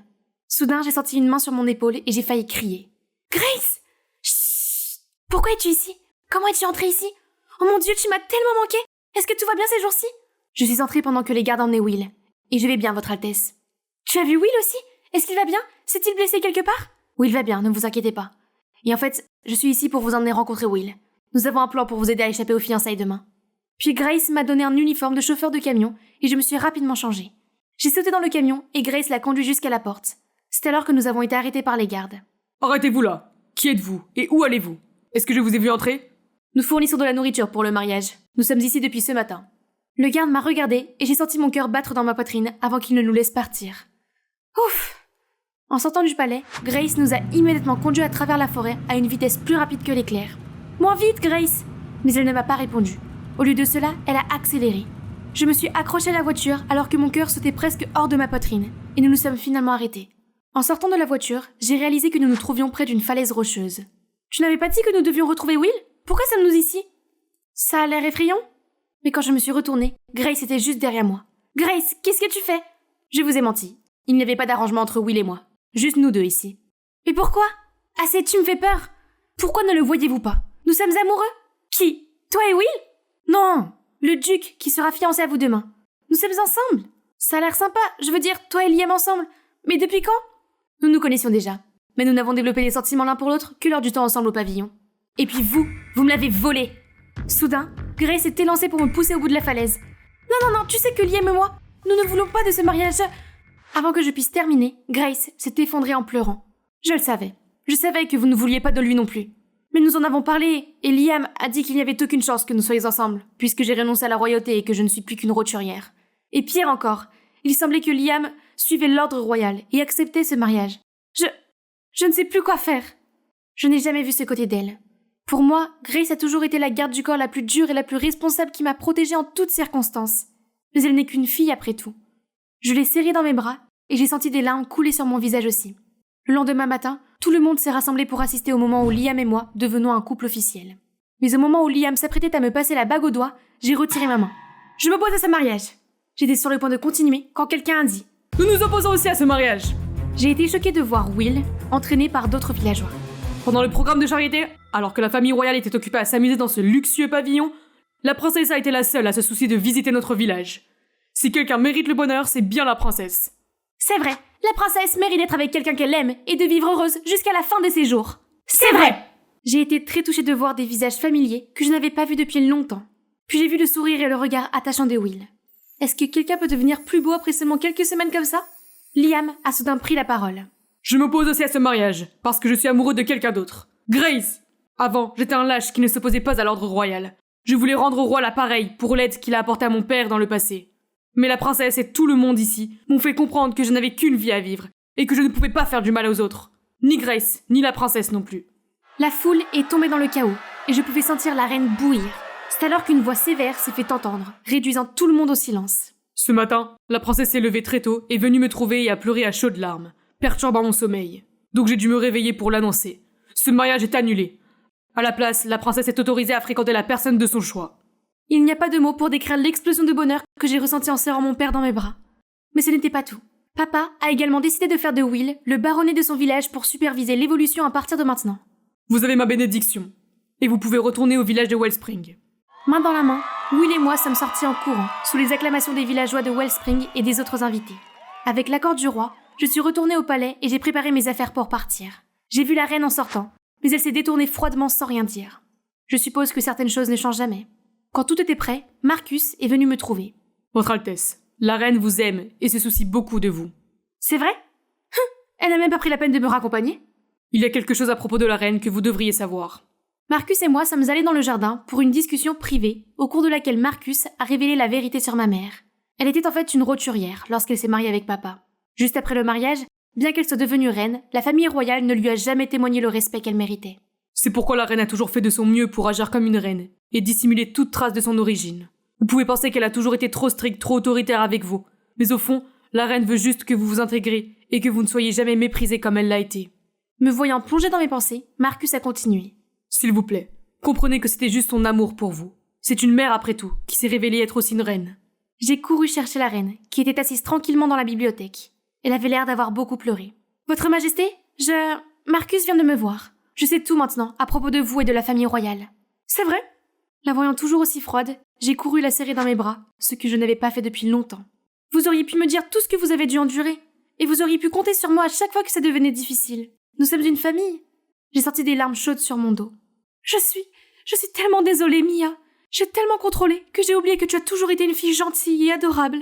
J'essayais de t'aider, mais j'ai oublié que je ne te donnais pas le bon type d'aide. Je suis désolée, ma chérie. Avec la bénédiction de la reine, je suis partie à Wellspring avec Will. 3 années se sont écoulées depuis. Je me suis construite une petite famille. Maman, papa, regardez qui est là. Je me suis retournée et j'ai vu le roi et la reine s'approcher de nous. Regardez comme mon petit garçon a grandi. Tout a l'air si différent ici. J'ai failli ne plus reconnaître cet endroit. Merci à la princesse d'avoir fait venir de nombreux spécialistes de l'agriculture. Nos récoltes ont été meilleures que jamais, et nous avons plus que suffisamment de nourriture. Nous faisons aussi du commerce avec d'autres villes. C'est vrai. Nous avons aussi de l'eau potable maintenant, et les hommes reviennent pour aider à construire le village. Eh bien, ma petite Mia est devenue une grande princesse, hein? Ce n'est pas moi, c'est grâce à vos bénédictions. L'été avant de devoir rentrer à la fac, j'ai fait du secrétariat chez un mécanicien. Un des mécaniciens, qui s'appelait Georges, a commencé à me draguer presque immédiatement. Et après 2 jours de travail, il m'avait déjà proposé qu'on se voie. Au final, ce fut un coup de foudre. Il me faisait voir la vie en rose. Je l'ai présenté à tous mes amis, et tout le monde l'adorait. Puis un malheur est arrivé. Un soir, il m'a appelé pour me dire qu'il avait eu un accident, et que son bras était cassé. Il a dit qu'il ne pourrait pas travailler pendant un moment, et il ne savait pas comment il allait payer son loyer. J'ai proposé de l'aider en lui disant que je lui donnerais 1 000 $. J'avais vraiment besoin de cet argent pour ma première année de fac. Mais je savais qu'il me rembourserait. Et il l'a fait. La semaine suivante, il m'a donné 200 $. Puis je lui ai demandé quand il pouvait me donner le reste. Et c'est là que ça a commencé à déraper. Il ne m'a pas répondu. J'ai essayé de l'appeler, mais soudainement il n'était plus du tout joignable. J'ai appelé son coloc. Il a dit que Georges était parti. Il avait tout pris. Son lit, ses meubles. Il n'y avait plus rien. J'ai commencé à paniquer. Où était-il parti? J'ai contacté tous ceux que je pouvais pour leur demander. Et un mec a raccroché quand j'ai prononcé le nom de Georges. Puis il m'a envoyé un message en disant que Georges lui devait beaucoup d'argent et qu'il ne voulait pas entendre parler de lui, sauf si c'était pour dire qu'il allait le rembourser. J'étais tellement choquée. Et s'il lui était arrivé quelque chose? Puis quelques jours plus tard, un de ses amis m'a appelé et m'a dit que Georges était un peu en dépression et qu'il faisait une retraite méditative de silence pour essayer de faire le vide. Ok, ça faisait sens. Enfin, il aimait bien méditer. Puis un soir, on frappa à ma porte. Il était tard et je priais pour que ce soit Georges. Mais non, c'était une vieille femme. Je ne la connaissais pas. Elle pleurait en disant qu'elle était la mère de Georges et qu'elle venait d'apprendre que Georges venait de décéder. J'ai tout de suite fondu en larmes et on s'est enlacés. Elle a dit que Georges avait beaucoup de dettes et qu'un gang l'avait tué. Non, criai-je. Ça ne pouvait pas être vrai. Georges ne faisait pas de jeu d'argent. Mais c'était vrai. Et il a fallu que je m'y fasse. Il était parti et il ne reviendrait pas. Et il n'y avait pas d'obsèques. J'ai mis beaucoup de temps à m'en remettre. J'ai failli ne pas aller à la fac. Mais mes amis m'ont convaincu que ce serait positif pour moi. Puis j'ai fini par rencontrer un nouveau mec, Arnaud. Et c'est rapidement devenu sérieux. Je lui ai parlé de Georges et il était très compréhensif. 1 an plus tard, il a réservé un voyage surprise pour mon anniversaire. Et je commençais enfin à me sentir de nouveau normale. Il a loué une voiture pour qu'on aille dans un bungalow près de la plage. Mais en chemin, la voiture est soudainement tombée en panne. On était littéralement au milieu de nulle part. Donc on a passé des appels pour essayer de trouver un garage qui nous dépanne. Ça nous a pris plus d'1 heure pour trouver de l'aide. Puis encore 30 minutes pour être dépannés. En arrivant, je suis allée m'asseoir. Et je n'ai pas pu m'empêcher de penser à Georges. La dernière fois que j'avais été dans un garage, c'était quand on travaillait ensemble. Arnaud était occupé à parler au mécanicien. Puis il m'a appelé. « Chérie, j'étais en train de dire au mécanicien que tu travaillais aussi dans un garage. » J'ai levé les yeux et je pensais halluciner. C'était Georges. J'ai senti tout mon corps se refroidir. Et j'ai vraiment cru que j'allais m'évanouir. Arnaud a couru vers moi pour me demander si ça allait. Et je lui ai dit que c'était Georges. C'était bien lui. Je me suis mise à crier son nom. Et le manager est venu en me demandant si ça allait. Et j'ai demandé où était parti Georges. Il a dit qu'il n'y avait personne de ce nom ici. Puis il a demandé à Arnaud si j'avais peut-être besoin de m'allonger quelque part. Il ne me croyait pas. Mais je jure sur ma vie que c'était lui. J'ai écrit à ses anciens amis en leur disant que je venais de le voir. Et l'un d'eux a répondu immédiatement, en disant qu'il me croyait, et qu'il allait venir pour essayer de le trouver. Mais vous n'allez pas croire ce qui s'est passé ensuite. Il a réparé notre voiture et s'est enfui avec. Le manager devenait fou et criait son nom. « Bon, on revient tout de suite ou j'appelle les flics !» Et je me tenais là en criant qu'il s'appelait Georges et pas Ben. Puis j'ai décidé d'appeler sa mère. Elle a répondu et a fait semblant de ne pas savoir qui j'étais. Et elle a dit que son fils était vivant et bien portant, et que de toute évidence, quelque chose ne tournait pas rond chez moi. Ça devenait de plus en plus bizarre. J'ai appelé les flics et leur ai tout raconté. Et ils ont dit que George était sur la liste des personnes disparues, et qu'ils essayaient de le localiser depuis 1 an et demi. Je leur ai dit qu'ils venaient de voler notre voiture, et je leur ai donné le numéro de plaque. Puis ils ont dit qu'ils allaient essayer de le trouver. Et puisque les flics m'ont prise au sérieux, Arnaud aussi. Mais ils ne l'ont pas trouvé. Par contre, ils sont allés chez sa mère. Et il se trouve qu'elle avait tenté de le protéger, en l'aidant à faire croire qu'il était mort. Car il était trop endetté et il l'avait menacé en disant qu'il vendrait sa maison si elle n'acceptait pas de jouer le jeu. J'avais la nausée. C'était dingue. Alors il était sorti avec moi juste pour me soutirer de l'argent. Et pendant tout ce temps, je pensais qu'il m'aimait. Je me sentais vraiment bête. Bon, les flics l'attraperont sûrement bientôt. Enfin, ça ne doit pas être si dur de le trouver. Et quand ce sera le cas, il va avoir de gros ennuis. Il doit tellement d'argent à tant de personnes. Maintenant, j'étais en fait contente que notre voiture soit tombée en panne. Sinon, on n'aurait jamais vu qu'il était toujours en vie. Même si je suis ennuyée aussi, car nos sacs et mon sac à main étaient dans la voiture. Berk, il y a une mouche dans mon verre. C'est dégueulasse. Je vais pas payer pour ça. Le gamin a poussé la tasse de limonade dans ma main, puis s'est enfui. Je viens de te voir la déposer dedans. Et ce n'est même pas une vraie mouche. Hé, arrête! J'ai crié après lui, mais c'était trop tard. Et il était parti. Et maintenant le reste de mes clients aussi. Mince, c'était la 3e fois cette semaine. Et je savais exactement qui était derrière tout ça. Lucas! J'ai jeté un coup d'œil par-dessus la barrière et j'ai foncé vers son stand de limonade. En voyant son faux sourire, je suis devenue encore plus furieuse et j'ai versé le gobelet de limonade sur ses baskets, arraché un billet d'$1 de sa main et je suis partie. Vous voyez, je suis amie et je suis le genre de fille qui sait ce qu'elle veut et obtient ce qu'elle veut. Et ce que je veux, c'est que Lucas admette sa défaite et arrête de se mêler de mes affaires. Oh! J'ai été sur cette mission pendant les 10 dernières années. Je ne plaisante pas, c'est une véritable guerre entre nous et ce n'est pas du tout une partie de plaisir. Surtout maintenant que nos parents sont impliqués dans cette affaire. Vous voyez, mes parents et les siens sont les meilleurs amis du monde. En fait, ils sont si proches que je suis presque sûre qu'à l'époque, nos mères ont planifié leur grossesse ensemble, si bien que Lucas et moi sommes nés à 1 semaine d'intervalle. Et bien sûr, je suis née avant lui. Donc il y a ça, j'ai gagné dès le premier round. Du tape à l'œil, Lucas. Mais encore pire que les fêtes d'anniversaire communes, les vacances partagées et le fait d'être camarade de classe avec lui depuis plus d'une 12aine d'années, je dois aussi vivre à côté de lui. Oui, nos parents ont délibérément emménagé à côté parce qu'ils pensaient que nous élever ensemble serait amusant. Ils rêvaient que nous soyons les meilleurs amis comme eux.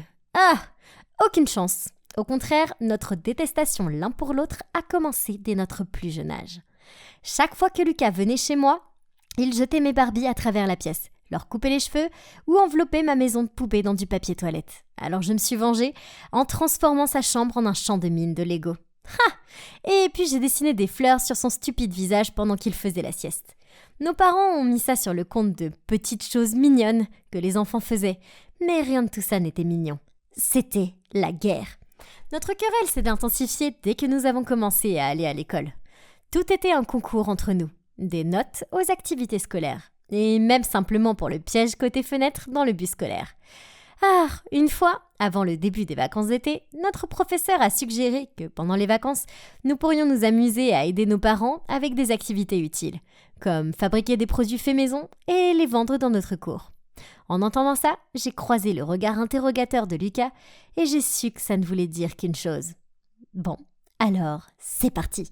Le premier jour, je me suis levée tôt pour installer mon stand de limonade dans mon jardin. Mais j'ai regardé à ma gauche et devinez ce que j'ai vu dans la cour de mon cher Lucas ? Ouais, un stand de limonade. Ah, pourquoi a-t-il fallu qu'il soit un si bel imitateur ?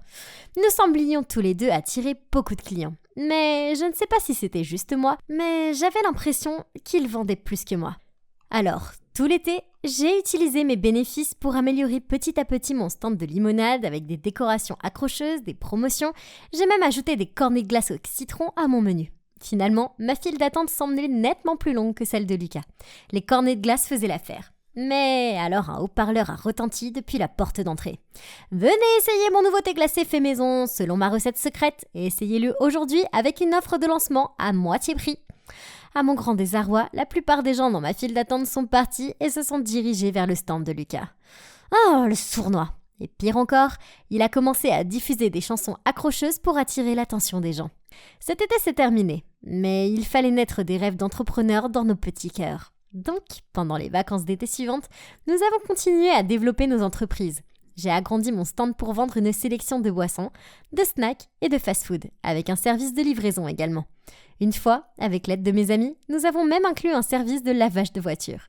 Une autre fois, nous avons ouvert une petite crèche dans notre jardin pour que les parents occupés puissent y déposer leurs enfants pour quelques heures, et aussi prendre une boisson à emporter pendant qu'ils y étaient. Ça a l'air bien, non? Mais vous savez quoi? Quoi que j'ai vendu, quoi que j'ai fait, quelques jours plus tard, Lucas est allé faire exactement la même chose. Et ensuite, il a eu le culot de m'accuser de copier ses idées. Oh, il était si agaçant! Bref, à 17 ans, ce qui n'était au départ qu'un passe-temps amusant s'est tellement développé que j'ai ouvert un mini-restaurant dans mon garage. Au début, c'était logique, parce que ça signifiait que j'avais des clients quel que soit le temps, et il y avait aussi quelques tables à l'extérieur. Et sans vouloir me vanter, les sièges étaient rarement vides. Et puis bien sûr, vous l'avez deviné, Lucas a transformé son garage en mini-restaurant dîner lui aussi. Oh, nos dîners sont devenus nos hôtes postes bien connus dans notre quartier et ils étaient si populaires que nos parents ont continué à les gérer toute l'année. Le fait que quoi que je fasse, Lucas le fasse aussi, me rendait furieuse. Puis, pour m'embêter encore plus, il a envoyé ses amis un samedi et ils sont restés assis occupant toutes les places tout en commandant des coca. Alors, j'ai envoyé mon amie Célia dans son restaurant. Et elle a fait semblant d'avoir une intoxication alimentaire après avoir mangé leur nourriture. Puis, elle a fait semblant d'avoir des nausées et a couru aux toilettes jusqu'à ce que les clients soient tous effrayés et partent. Mais ensuite, il a commencé à diffuser des commentaires négatifs sur mon établissement sur Internet. Et j'ai fait de même en retour. Ah, il n'y a pas de fin à ce combat. Jamais. Mais je ne reculerai jamais. Je savais que Lucas avait un énorme béguin pour cette fille Clémence dans sa classe de sciences. Et une fois après l'école, je l'ai vu l'entraîner chez lui. Probablement pour l'ennuyer à mourir en se vantant encore une fois de son entreprise minable. Alors, j'ai vite fait de me maquiller et de mettre une jolie robe. C'est l'heure du spectacle, bébé. Je me suis rendue chez Lucas, juste à l'heure pour le voir servir à Clémence certains de ses plats caractéristiques de son restaurant. J'ai joué la comédie et je lui ai sauté dessus. « Tu me trompes avec cette fille? Elle n'a rien que je n'ai pas. Comment tu as pu ?» J'ai continué à faire une scène, tirant les cheveux de Lucas et criant jusqu'à ce que Clémence ait eu l'air super gênée et trouve une excuse pour partir. Bingo! Mais, Lucas n'avait pas l'air de voir le côté drôle de la chose.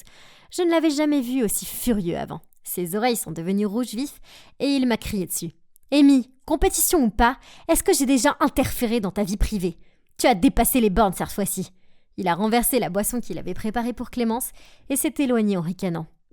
Puisque tu t'es fourré là-dedans, tu peux te retirer. Donc, il semblait que j'avais gagné ce round. Mais pourquoi je ne me sentais pas bien du tout? Et plutôt embarrassée. Après cela, Lucas ne voulait même plus me regarder dans les yeux. Peu importe. Je veux dire, il va finir par se calmer et recommencer à fourrer son nez dans mes affaires de toute façon. N'est-ce pas? Puis un jour, après l'école, je suis arrivée à la maison pour trouver mes parents assis avec un homme étrange, à l'allure professionnelle. Ils m'ont appelé pour que je me joigne à eux. Puis l'homme m'a dit qu'il voulait ouvrir une franchise de fast-food bien connue dans le quartier. En voyant que je n'avais pas l'air vraiment intéressée par ce qu'il disait, il a fait une remarque sarcastique. « Allez, vous comprenez ce que je veux dire. Ce serait ridicule d'avoir 3 fast-food au même endroit, n'est-ce pas? Et regardons les choses en face. Le vôtre n'est qu'un petit hobby de gamine qui n'ira jamais nulle part.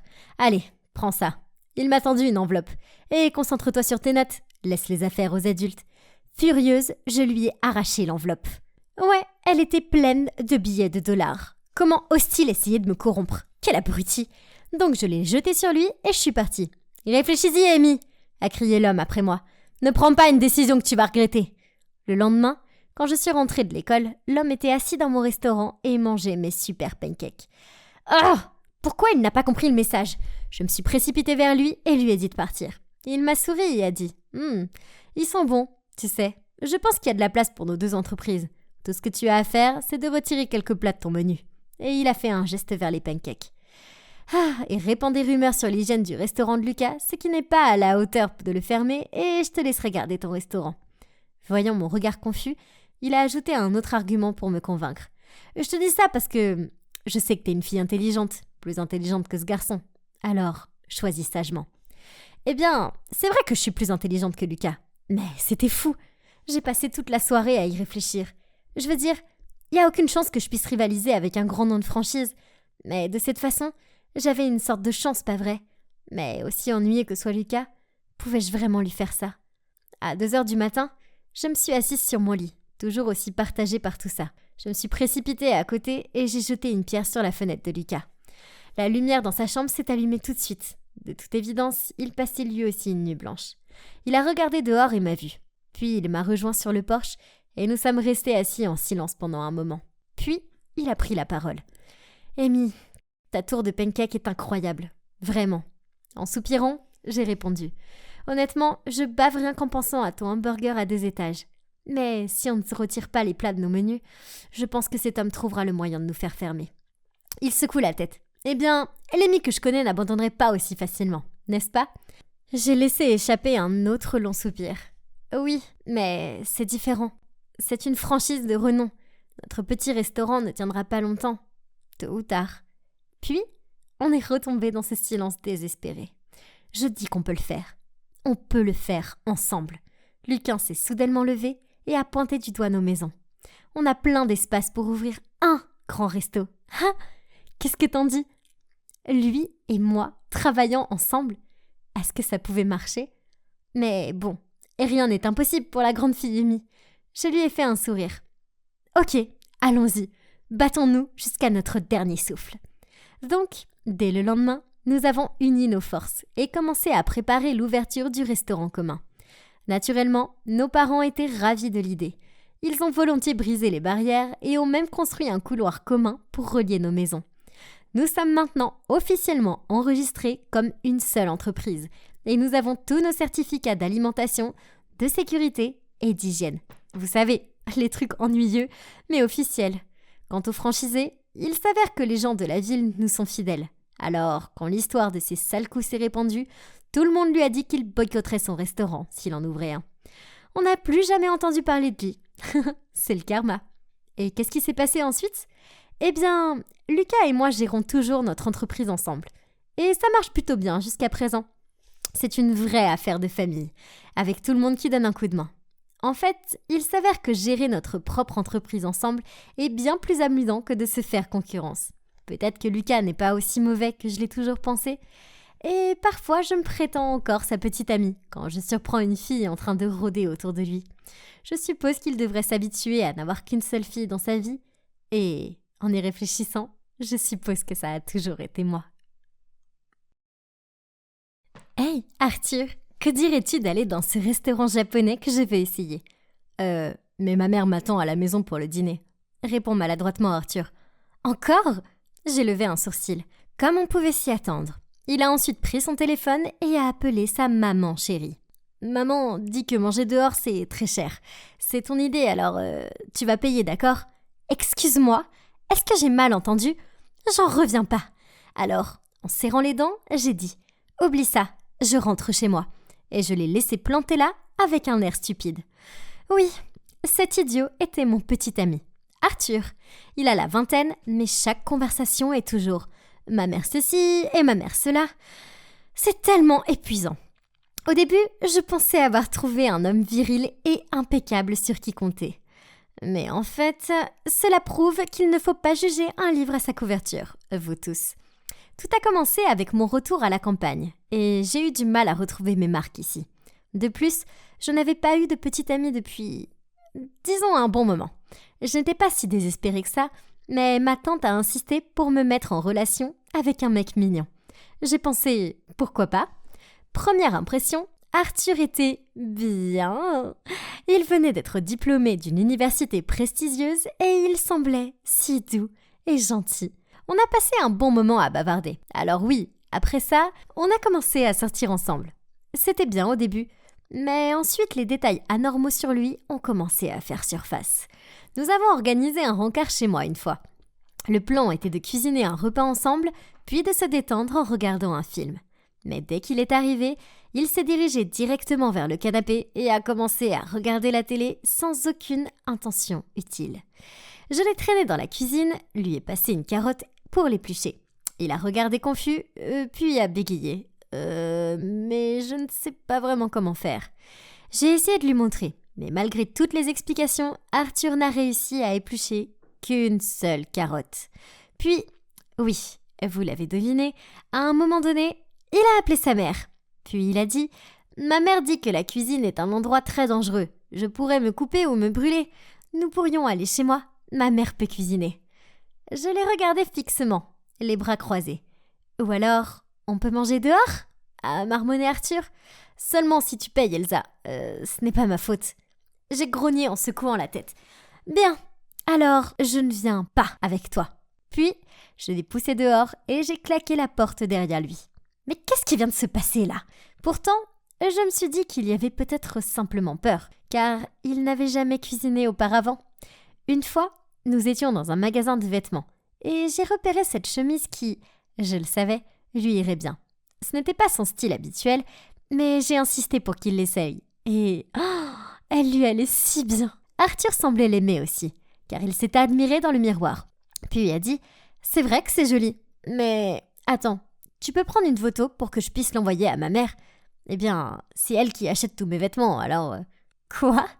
Donc maintenant, il a besoin de l'approbation de sa mère avant d'acheter quelque chose ? Bon sang. Bref, j'ai pris quelques photos et il les a envoyées à sa mère. Ils ont échangé des messages, puis il s'est tourné vers moi et a dit « Ok, maman dit que tu peux me l'acheter. » Moi ? J'ai écarquillé les yeux. « Oui, maman dit que tu l'as choisie, alors tu dois la payer. » Attends, quoi ? J'ai littéralement gelé pendant quelques secondes. Sans voix, je n'ai pu que lui lancer un regard noir avant de trouver le moyen de partir. « Elsa, qu'est-ce qui va pas ?» Arthur m'a couru, mais je l'ai ignoré. Ok, j'admets qu'après quelques rendez-vous, il était facile de comprendre qu'il était un vrai fils à maman. Mais je me suis dit que c'était mignon qu'il aime autant sa mère. Mais je ne m'attendais pas à ce que ce soit aussi extrême. Après ça, j'ai utilisé le traitement silencieux sur lui. Mais il n'arrêtait pas de m'embêter. Puis, il m'a dit qu'il voulait m'emmener dans mon restaurant préféré pour mon anniversaire. Oh, ça avait l'air génial. Peut-être avait-il enfin réalisé quelque chose et voulait-il se rattraper pour moi ? Nous nous tenions la main et marchions vers le restaurant quand nous sommes passés devant un magasin de chaussures. Et dans la vitrine se trouvait la parfaite paire de bottes. Eh bien, je suis une fille et c'était mon anniversaire. J'ai tiré le bras d'Arthur. « Arthur, regarde !» Je lui ai montré les bottes. « Je les veux !» J'ai souri jusqu'aux oreilles. « D'accord !» a répondu Arthur sans rien dire. Mon sourire s'est effacé. Je veux dire, elle ferait le meilleur cadeau d'anniversaire. Depuis quand une fille comme moi doit-elle demander un cadeau ? Pourquoi ? Arthur a haussé les épaules. Tu les aimes ? Pas moi. Mon visage a rougi de colère. Mais c'est mon anniversaire. Arthur s'est gratté la tête et a forcé un sourire. Désolé bébé, hier soir j'ai dépensé mon argent de poche pour de nouveaux jeux, donc je suis fauchée maintenant. Pfff, j'ai raillé. Pourquoi tu ne demandes pas à ta mère ? Et soudainement, il est devenu furieux. Hé, tu es manifestement la plus riche. Pourquoi tu me demandes toujours de t'acheter des trucs ? Assez ! Je me suis arrêtée net. Je ne suis jamais sortie avec quelqu'un d'aussi horrible que toi avant. Tu es un adulte, alors arrête de courir chez ta maman dès que tu oublies comment allumer la bouilloire ou que tu te cognes l'orteil. Et pourquoi diable as-tu encore de l'argent de poche à ton âge ? C'est fini. Puis, je me suis retournée pour partir, sans lui laisser le dernier mot. C'était tellement irréel. Croyez-moi, en revenant dans le pays, je me retrouve directement dans cette situation bizarre de fils à maman. Mais ouais, au moins, j'étais enfin libérée de lui maintenant. Quelques semaines se sont écoulées depuis. Mais la seule pensée à Arthur me rend toujours aussi folle. J'avais besoin de sortir et de vivre un peu. Alors j'ai appelé mon ami proche Paul et je lui ai demandé un rendez-vous dans un bar avec quelques-uns de mes amis de confiance. « Courage petite fille » m'a-t-il taquiné. « Je sais ce qui va te faire sourire. » Notre groupe de jeu a trouvé ce joueur hilarant. Tout ce que nous avons à faire, c'est de lui faire quelques compliments et il nous achète tous de nouveaux objets. Ensuite, chaque fois qu'on sort faire la fête après une victoire, ce crétin paye aussi pour tout. Quel égo! Je me suis moquée. Félicitations les gars! J'aurais aimé que mon ex soit aussi généreux. Puis j'ai roulé des yeux. Il ne dépensait jamais un centime. En tout cas, pas sans demander la permission à sa mère avant. Paul a ri avec surprise. Hey, ce crétin est pareil. Il se vante que malgré le fait qu'il soit fauché, sa mère a eu l'idée de le mettre en relation avec des filles riches pour qu'il soit entretenu. Attendez, ça ne sonne pas juste. J'avais un très mauvais pressentiment. Puis Paul a pointé du doigt le bar et a dit « Oh, en parlant du loup !» et a tapoté le dos. Oh, un frisson m'a parcouru l'échine. J'ai pris une profonde inspiration et je me suis retournée pour voir. C'était Arthur. Et oh, il avait déjà une nouvelle petite amie. J'ai rapidement inventé des excuses et je me suis enfuie avant qu'il ne me voie. Cette nuit-là, je n'ai pas pu m'empêcher à la nouvelle petite amie d'Arthur. Ce que Arthur et sa mère faisaient n'était rien d'autre que de l'escroquerie. Je me suis donc arrangée pour rencontrer Paul dans un restaurant. Et je lui ai confié mon histoire avec Arthur et comment j'étais préoccupée par sa nouvelle petite amie. Paul a proposé son aide et a dit qu'ils essaieraient de trouver plus d'informations. Quelques jours plus tard, il m'a fait part de ses découvertes. Il s'avère que Arthur et sa mère ont appris la leçon de Elsa. C'est alors cette fois-ci qu'avec sa nouvelle petite amie Lise, il la joue différemment. Arthur, comme sa mère, l'avait ordonné, a pris des photos compromettantes de Lise. Et maintenant, chaque fois qu'elle refusait de payer quelque chose, il me lassait de les mettre en ligne. Oh mon Dieu, ça me rendait malade. La pauvre fille était piégée et on lui a retiré tout son argent. C'était de l'extorsion et j'allais y mettre un terme. Il ne m'a pas fallu longtemps pour trouver Lise en ligne. Je lui ai envoyé un message lui disant que je voulais l'aider et nous avons convenu de nous rencontrer en personne. Après m'avoir entendu dire que je connaissais la vérité, Lise a fondu en larmes. Je ne peux pas laisser ces photos sortir, alors je dois continuer à être sa petite amie et à payer pour tout. Elle a essuyé les larmes sur ses joues. J'ai dû emprunter de l'argent et maintenant les intérêts font que je suis endettée de plusieurs milliers de dollars et je n'ai toujours pas le courage d'en parler. Mettons un terme à tout ça. J'ai tapé du poing sur la table. Sois courageuse, Lise. Je te soutiens. Le lendemain, Paul et moi sommes allés avec Lise le dire à ses parents. C'était terrible. Sa mère s'est mise à pleurnicher, à essayer de se couvrir le visage tandis que son père était furieux. Personne ne fait ça à ma petite fille et s'en sort. Paul a répondu « Trop bien, les méchants vont tomber !» Nous avons passé le reste de la journée à rassembler des preuves, y compris tous les messages de menaces que Arthur lui avait envoyés, et les reçus qu'elle avait gardés pour les achats extorqués qu'il l'avait forcé à faire pour lui. C'est alors que Lise a reçu un message de Arthur. « Il y a ce restaurant très cher où je veux aller, bébé. Emmène-moi là-bas, ce soir ou sinon... Je t'aime, XOXO. » Lise a répondu qu'elle était d'accord. Mais sachant que Arthur était sorti, nous sommes allés chez lui. Nous avons confronté la mère d'Arthur dès qu'elle nous a laissé rentrer. Elle était effrayée et a fini par avouer qu'elle n'avait pas de travail et que c'était le père d'Arthur qui subvenait à leurs besoins. En conséquence, elle a tellement gâté Arthur que ça a agacé son père et alors il est parti. Puis elle a lâché tristement. Il ne m'a pas dit un mot. Il a juste laissé Arthur un mot disant « Prends soin de toi et de ta mère ». Je savais que Arthur serait malheureux sans son luxe. Alors je lui ai dit de trouver une petite amie riche pour le gâter. Et cette fois, elle a posé son regard sur moi, puis sur Lise, pour être sûre qu'elle serait trop piégée pour partir. On a frappé à la porte et elle nous a regardé bizarrement avant d'aller répondre. Nous l'avons suivie et c'est alors que nous avons vu 2 flics l'arrêter. Elle a éclaté en sanglots lorsqu'ils l'ont emmenée. Je suppose qu'elle pensait être une mère dévouée qui faisait ce qu'il fallait pour son fils, alors qu'en vérité, elle s'y est prise de la mauvaise façon. Elle a fini par aller en prison et sa maison a été vendue pour payer les dettes de Lise. Quant à Arthur, le fils à maman, en tant que complice, a fini par être dédommagé par la communauté. Ça lui ferait du bien, parce qu'il apprendrait enfin ce qu'est une journée de dur labeur. Ha! Heureusement, Lise s'est progressivement remise de cet événement traumatisant et elle était prête à recommencer à sortir. Avec Paul. Quant à moi, je suis toujours célibataire, mais je ne me sens plus seule, parce que j'ai des amis géniaux. En plus, comme ça, je n'ai pas de gars qui me soutirent de l'argent. Bonjour, c'est moi, Alexine, cachée derrière des buissons et espionnant une fille. Ne me méprenez pas, je n'ai pas le béguin pour elle, et je ne suis pas non plus une vraie psychopathe. Je fais juste une faveur à mon pote Damon. Mais si j'avais su à quel point tout cela allait se développer, je n'aurais jamais accepté de l'aider. Tout a commencé quand Damon est tombé amoureux de cette fille, Sophia. Elle avait ce charme mystérieux qui lui a donné tout de suite envie de lui parler. Et il l'a fait. Mais elle ne l'a même pas regardé, elle est juste partie. Aïe! Je ne l'aimais pas du tout. Elle était tellement arrogante. Mais Damon n'a pas laissé tomber si facilement. Il a essayé toutes sortes de choses pour attirer son attention, même attendre le bus avec elle alors qu'il avait une voiture, mais rien ne fonctionnait, et cela le rendait malheureux. Il m'a supplié de l'aider, mais j'ai dit « pas question !» Puis il a dit « Oh, s'il te plaît, Alexine, tu es une fille, alors deviens son amie ou quelque chose du genre. Peut-être que tu peux découvrir ce qu'elle aime, ses plats préférés, sa musique, etc. Puis je pourrais essayer de l'impressionner. S'il te plaît, je t'en supplie. » Je te prêterai même ma Nintendo Switch pour 1 mois si tu es d'accord. Tu ne peux pas dire non à ça. » Il m'a convaincu grâce à cela. Je ferais n'importe quoi pour avoir une Nintendo Switch. Bien, marché conclu, mais ne me reproche pas si ça ne marche pas. Donc après la classe, ce jour-là, j'ai cherché Sophia. Elle était à l'arrêt de bus et j'étais sur le point de l'approcher quand soudain elle s'est éloignée. J'ai décidé de la suivre et en chemin, elle s'est arrêtée pour aider une vieille dame à traverser la route. Waouh, j'ai été surprise. Pour quelqu'un avec un visage si froid, elle avait un cœur plutôt chaud. Peut-être qu'elle n'était pas si mauvaise après tout. Après cela, elle a commencé à marcher vers le parc et à ce moment-là, la nuit commençait à tomber. Que faisait-elle? Elle s'est assise sur un banc dans une partie effrayante du parc, comme si elle attendait quelqu'un. Je me suis cachée derrière un buisson pour qu'elle ne me voie pas, mais j'étais complètement paniquée. Soudain, 2 types sont apparus et ont commencé à lui parler.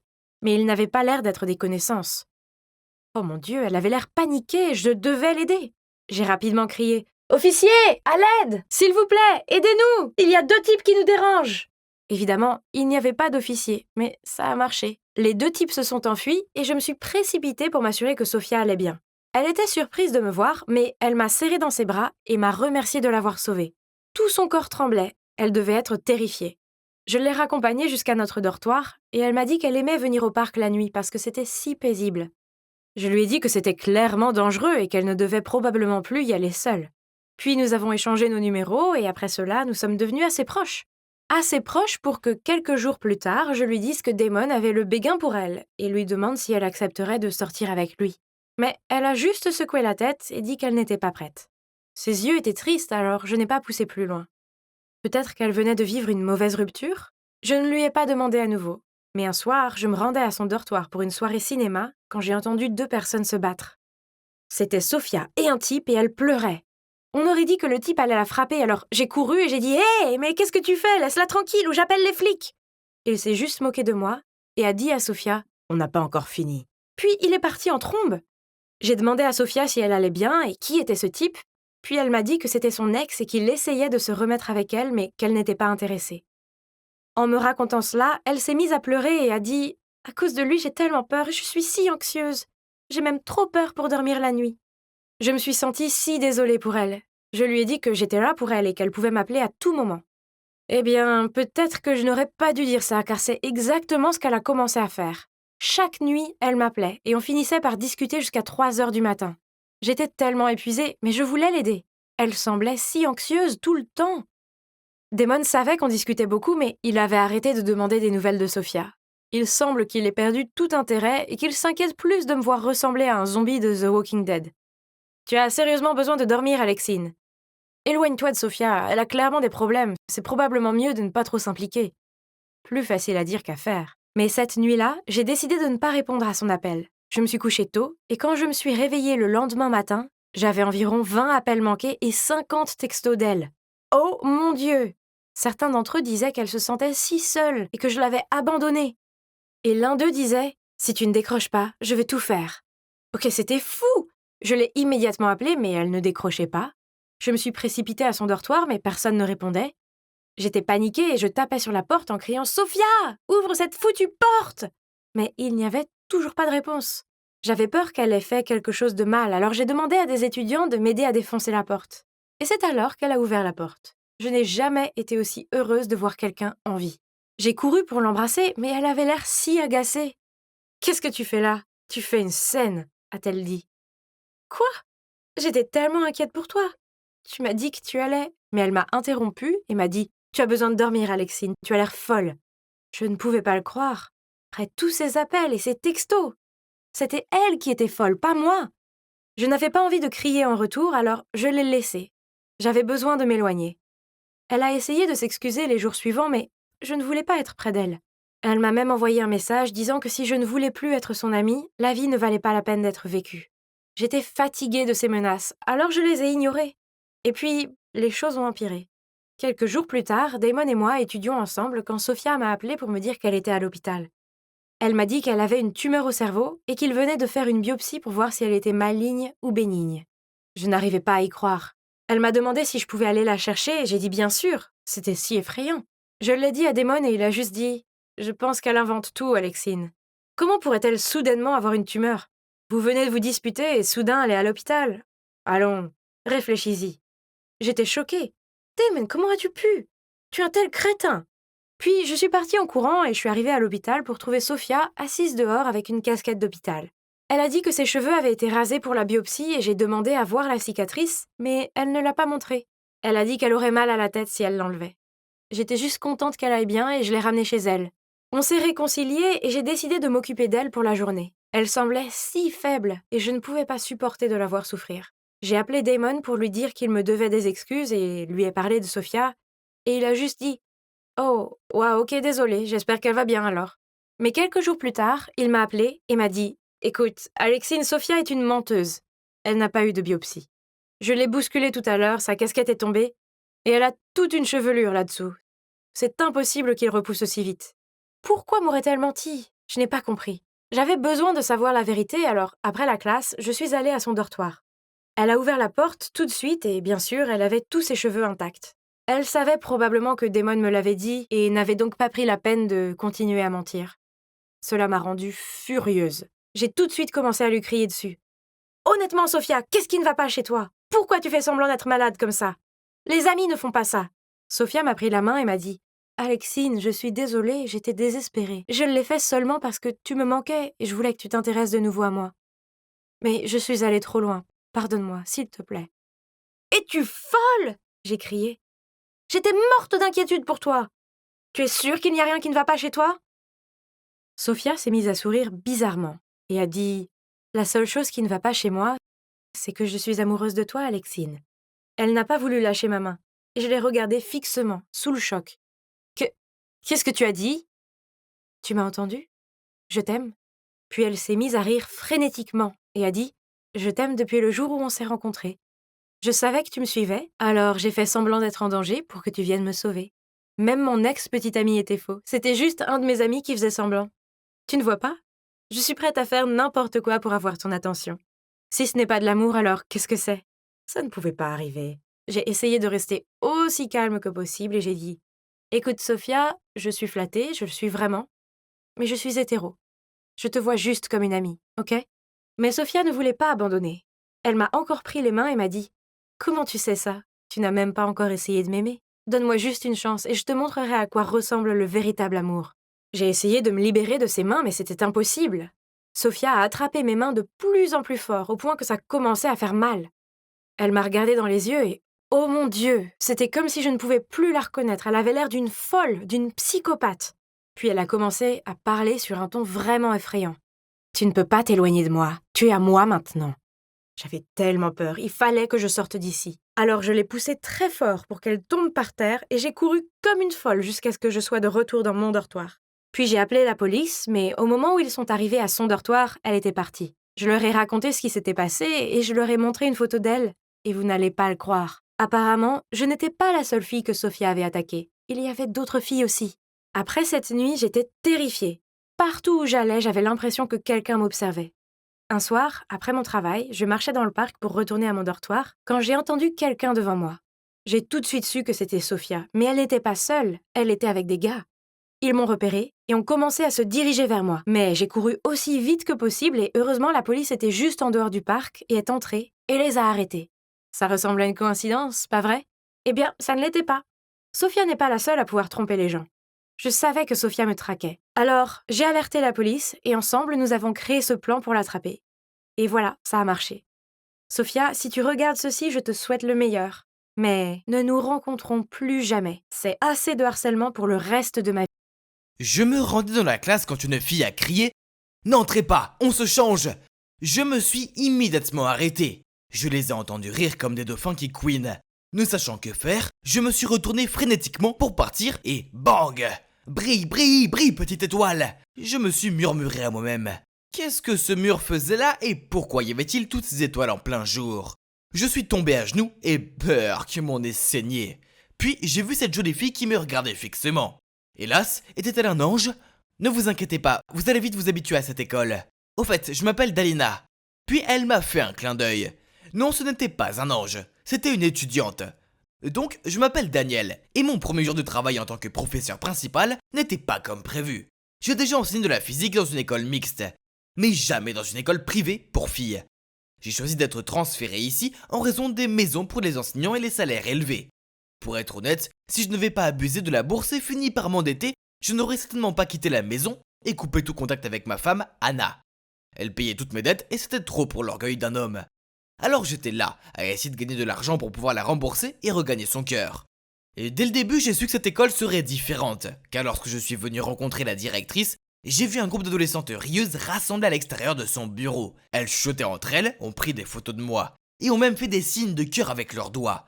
À la fin de la réunion, la directrice a dit « Vous serez le deuxième enseignant de sexe masculin dans notre école. » Monsieur Richard est un peu vieux jeu, donc je pense que vous serez un vent de fraîcheur, a-t-elle dit en souriant.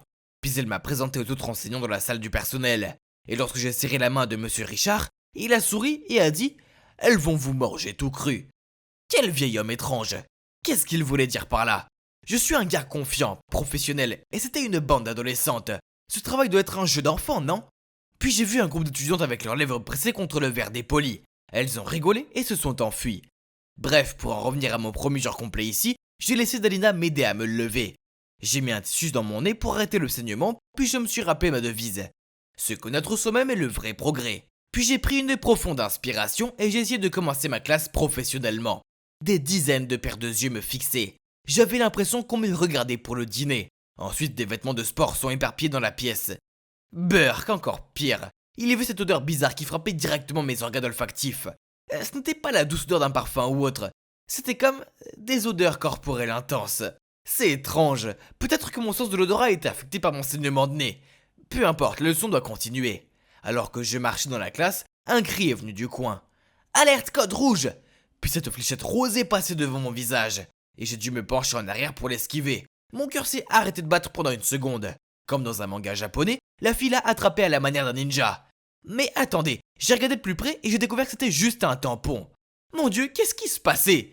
Mon premier jour de travail avait été mouvementé. J'avais besoin de m'allonger et de boire un verre. Mais les choses se calmeront quand l'excitation de ma présence sera dissipée, non? Pas du tout. Chaque jour semblait devenir plus fou. J'ai bientôt eu mon propre fan club, car chaque midi Dalina et ses amis me suivaient partout. Et chaque matin, elle m'apportait une bouteille de jus de fruits avec un mot mignon collé dessus. Les choses se sont envenimées quand un jour à la cafétéria, Dalina s'est approchée de moi, a tordu une mèche de ses cheveux et a dit « Monsieur, je vous aime bien ». Sachant très bien ce qu'elle voulait dire, j'ai essayé de répondre naturellement. « Je t'aime bien aussi, tu es une bonne élève ». Elle a mis son bras autour de moi et d'une voix de dragueur a dit « Non, je veux dire que je t'aime bien ». Je suis devenu tout rouge et j'ai instantanément desserré ma cravate. Bon sang, il faisait chaud ici.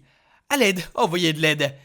J'ai forcé un sourire et lui ai dit que j'avais une réunion, puis je suis sorti aussi vite que possible. C'était intense, mais heureusement, j'avais une journée de sport pour me distraire de toutes les hormones des adolescentes.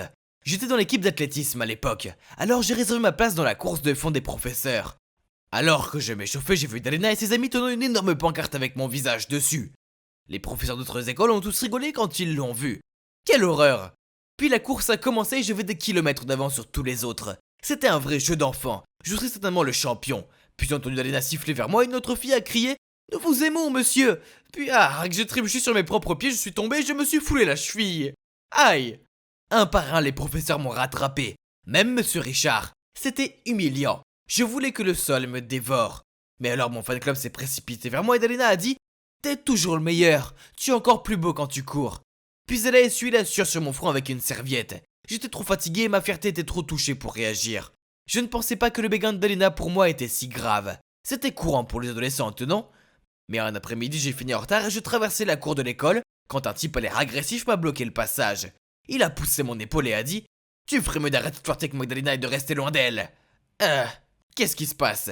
Puis Dalina est apparue. Elle avait l'air différente avec du maquillage. Elle a foncé vers le gars, l'a fixé et a crié « Hugo, c'est fini entre nous, alors va-t'en. C'est lui qui me plaît, pas toi. » Contrairement à ce regard doux en classe, cette version de Dalina était assez effrayante. Quelques haussements de sourcils ont suffi à faire fuir ce type. Puis Dalina s'est tournée vers moi. Je suis désolé pour lui, il m'a fait réaliser que j'aime les hommes, pas les garçons. Puis sans me permettre de répondre, elle m'a envoyé un baiser et s'est éclipsée. Je suis resté là, abasourdi. Qu'est-ce qui venait de se passer? Mon Dieu, sortez-moi de ce pétrin maintenant. Depuis lors, j'ai fait de mon mieux pour éviter Dalina et mon fan club.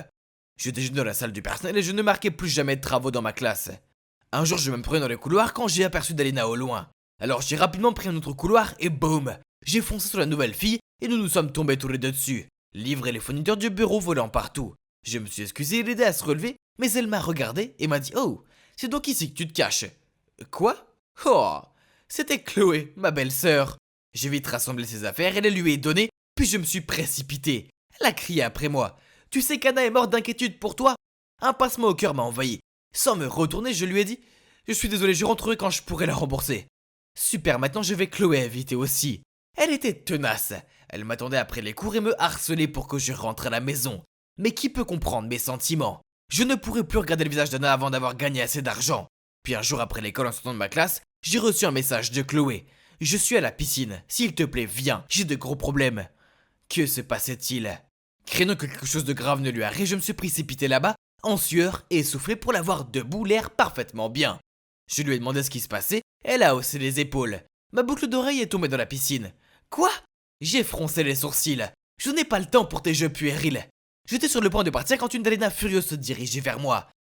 Hé la rouquine bizarre, arrête de flirter avec mon Danielou, compris ? Chloé a souri et les bras croisés, elle a répondu. C'est toi qui devrais rester loin de... Danielou. Elle a rigolé. Tu ne veux pas agiter un chiffon rouge devant un taureau ?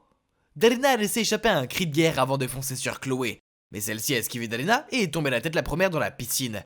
Chloé a roulé les yeux. Laisse-moi deviner, elle va prétendre qu'elle ne sait pas nager. Bien sûr, Dalena a commencé à crier. Aide-moi Daniel, je suis en train de mourir.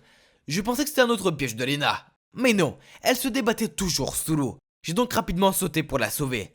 Elle n'était pas consciente, alors j'ai commencé à lui faire du bouche à bouche. Après un moment, Dalena semblait reprendre conscience. Mais alors j'étais un peu soulagé, j'ai entendu une voix familière. Que fais-tu, Daniel ? Je me suis arrêté et retourné. Je n'arrivais pas à le croire. Anna était là avec un regard de détresse sur le visage. Dalena s'est assise et a dit « c'est qui elle ? Je suis sa femme, mais je pense que je ne devrais pas être ici. » Puis elle est partie en trombe. J'ai essayé de lui expliquer que ce n'était pas ce à quoi elle pensait. Elle a laissé échapper ce cri de désespoir, puis elle a sangloté. « Tu m'as quitté sans rien me dire et je te trouve en train d'embrasser une adolescente ? Je ne veux plus jamais te revoir. » Puis elle a enlevé son alliance et me l'a jetée dessus. J'ai cru que j'avais perdu Anna pour toujours. Mon cœur se brisait. Mais alors Dalena s'est approchée de nous et a dit « Je suis désolé, je ne me noyais pas. J'ai fait semblant pour qu'elle m'embrasse. Tout est de ma faute, ne lui en voulez pas. » Puis Chloé est apparue et a soutenu Dalena. Elle a avoué qu'elle avait organisé la rencontre avec Anna et moi à la piscine pour que nous puissions nous parler et régler tout ça. Mais Dalena est apparue et a tout gâché. Après ça, Dalena a enfin réalisé que je suis un homme marié et heureux. Elle a arrêté tous ces trucs de fan club. Mais elle m'apporte toujours du jus de fruits. Mais cette fois avec un mot d'excuse collé dessus. J'ai fait de mon mieux pour me rattraper auprès d'Anna pour avoir été un crétin. Je n'aurais pas dû fuir mes problèmes et laisser la femme que j'aime dans le flou. C'était pas juste. Quant à ce travail, je suppose qu'il n'est pas si mal. Donc je reste dans le coin même si j'ai fini de rembourser Anna.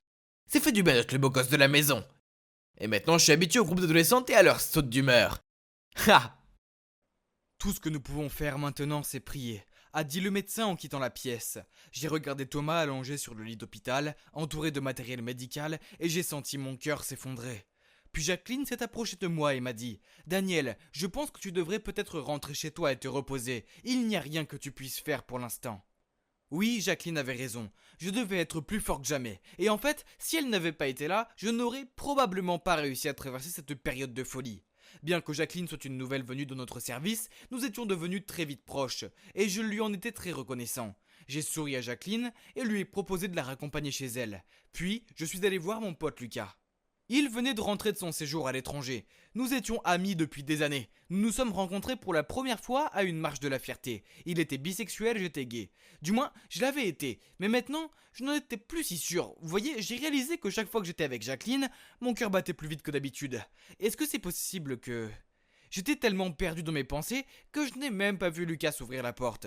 Il m'a regardé et a dit « Mec, qu'est-ce qui ne va pas chez toi ? On dirait que tu avais un fantôme. » Je lui ai dit que j'avais de gros problèmes et que j'avais vraiment besoin de ses conseils. Allongé sur son canapé, j'ai expliqué que mon petit ami Thomas était à l'hôpital, mais que j'avais commencé à avoir des sentiments pour une fille, Jacqueline. Lucas m'a regardé avec de la sympathie dans les yeux, puis il m'a donné un coup de coude et m'a dit « Daniel, bienvenue dans ma vie. C'est normal d'avoir des sentiments pour les hommes et les femmes. C'est normal. » Je lui ai demandé ce que je devais faire, et il m'a répondu que je devais simplement écouter mon cœur et le laisser décider. Puis il m'a fait un clin d'œil et m'a demandé de voir une photo de cette fille qui me rendait bi. J'ai ouvert mon téléphone et je lui ai montré. Et il a eu l'air choqué. Il a écarquillé les yeux et je lui ai demandé s'il la trouvait sexy aussi. Mais il a alors dit quelque chose qui m'a refroidi le sang. C'est mon ex-copine, mec. Waouh, quoi? Ça ne peut pas arriver. Ensuite, Lucas m'a raconté qu'ils sortaient ensemble et qu'il avait même fixé une date de mariage, mais qu'il s'était passé quelque chose et qu'ils avaient rompu. C'était trop bizarre.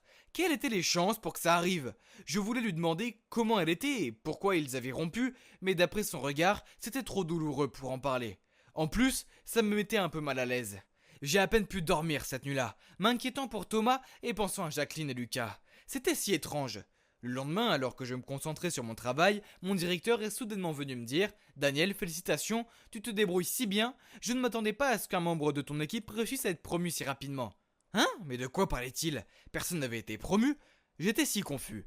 Il a remarqué mon air perplexe et a dit « Tu ne savais pas, Jacqueline a repris le rôle de Thomas en tant que directrice. » Quoi? Comment c'est arrivé? Je l'ai regardé avec surprise et il a continué. La rumeur dit que Jacqueline est la fille du président. Il est donc normal qu'elle prenne la relève. Elle a clairement bien caché son identité, n'est-ce pas? Puis il a juste ri et est parti. Attendez, si Jacqueline était la fille du président, cela signifie qu'elle était liée à Thomas. Elle était la sœur de Thomas? Non? Mais ce n'est pas possible. Elle avait agi comme si elle ne le connaissait pas à l'hôpital ce jour-là. J'ai rapidement couru pour la trouver et lui dire « Hey Jacqueline, pourquoi tu m'as pas dit que tu étais la sœur de Thomas? Tu sais que ton frère et moi sommes amoureux, pourquoi tu me l'as caché ?» Jacqueline soupire et répond « En fait, je ne voulais pas te le cacher, mais mes parents m'ont envoyé pour aider Thomas à diriger l'entreprise. Je n'ai aucune expérience et je voulais que tout le monde me traite comme une nouvelle recrue et que je puisse apprendre. C'est pourquoi j'ai caché mon identité. Je suis vraiment désolé. » Je suppose qu'elle a fait la bonne chose. Comme j'avais entendu beaucoup de ragots dans mon dos quand j'ai commencé à sortir avec Thomas, alors j'ai sympathisé avec elle. Mais maintenant, tout avait un sens. La raison pour laquelle j'avais le béguin pour Jacqueline, c'est qu'elle ressemblait tellement à Thomas. Les mêmes yeux bleus profonds, les mêmes pommettes, même les mêmes gestes. Elle avait aussi les mêmes allergies aux crevettes. Et ils avaient tous les deux cette habitude de faire tourner leur stylo quand ils sont au fond de leurs pensées. Comment n'avais-je pas remarqué cela avant? Et si je n'étais pas amoureux de Jacqueline? J'étais juste amoureux de sa ressemblance avec Thomas. Ok, ça m'a aidé à me sentir beaucoup mieux. Donc, c'était Thomas que j'aimais après tout. Le lendemain, je suis allé rendre visite à Thomas avec un énorme bouquet de tournesol, ses préférés. En passant par l'entrée, j'ai aperçu Lucas. Hey, on se rencontre à nouveau! J'ai crié. Qu'est-ce que tu fais ici? Il m'a raconté qu'il rendait visite à son ex qui avait eu un accident. Et j'ai dit que je rendais visite à mon petit ami, qui avait eu un accident. Marchons ensemble. J'ai demandé, dans quelle chambre est ton ex? 1502, a dit Lucas. T'es sûr? C'était la chambre de Thomas. J'ai pensé, puis j'ai compris. Attends, ton ex s'appelle Thomas? J'ai demandé en espérant vraiment que ce ne soit pas le cas. Comment tu le sais? Lucas a riposté. Parce que Thomas est mon petit ami, j'ai dit. C'était vraiment trop gênant. Comment était-il possible d'avoir autant de coïncidences?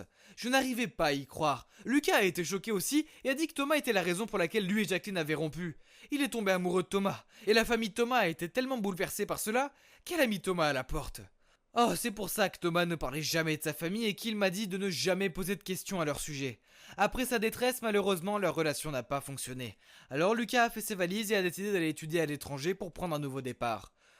Oh mon Dieu, c'était beaucoup à digérer. Je n'ai pas pu m'empêcher de me demander comment Jacqueline s'est sentie quand elle a découvert que son futur mari était amoureux de son frère.